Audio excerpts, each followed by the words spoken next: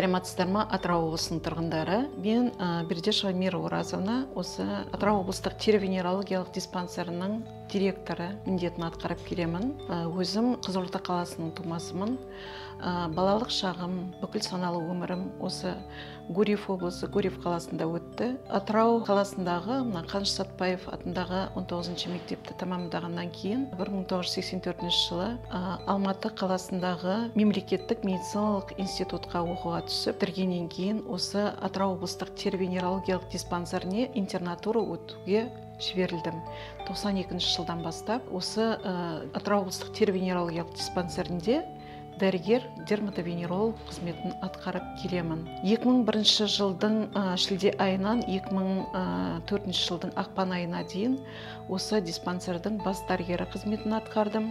Дерматовенеролог қызметін атқарып жүрдім. 11 жылы диспансер бөлімінің меңгерушісі болып қызметке тұрдым. Содан 2014 жылдың шілде айынан бастап Кожвен диспансердің уақытша бас дәрігері міндетін атқарып келдім де, сол қараша айынан бастап, сол жылдың қараша айынан бастап ресми түрде бас дәрігері қызметін атқара бастадым.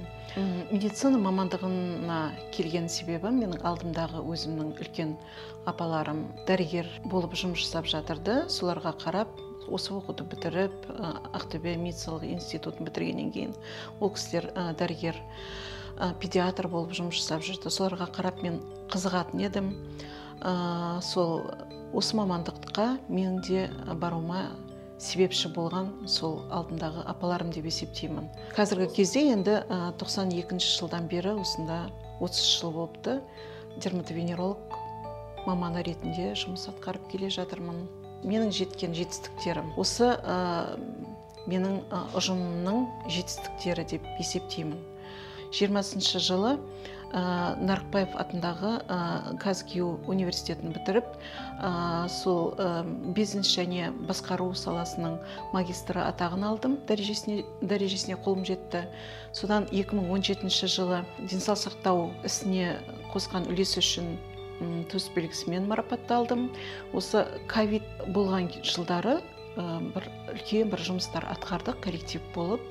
Соның арқасында сол еңбегіміз еленіп, 20 жылы халық алғысы төсбелгісіне ие болдым. 20 жылы денсаулық сақтау ісінің үздігі және сенім кәсіби одағының марапатына төсбелгісіне ие болдым. Бұның бәрі осы менің коллективімнің, ұжымымның еңбегі. Енді тері-венерологиялық диспансерінің болашағы зор деп ойлаймын. Биылғы жылы біздер осы тері-венерологиялық қызметтің 100 жылдығы мен осы диспансердің 90 жылдығын атап өтейін деп жатырмыз. Бұл біздің үлкен еңбегіміз, бізге дейін жұмыс жасап келген апаларымыздың, ағаларымыздың үлкен еңбегі. Содан кейін біздер жалғастырып келе жатырмыз. 25 жылы ең бірінші венерологиялық кабинет ашылған екен. Сол кездерде осы венерологиялық аурулардың көп болғанын статистикадан көріп отырмыз. Онымен қатар мына таза аурулары, соның ішіндегі ең бір жаман түрлері фабус дейді, я болмаса парша деп аталынады. Сол ауруларды біздер жеңдік. Оның бер жағында проказа, я болмаса лепра ауруы, оны да жеңдік. Қазіргі кезде біздің осы Атырау облысында тек қана 3 адам диспансерлік учетта тұр. Бұрынғы кезде олар кісілер көп болған.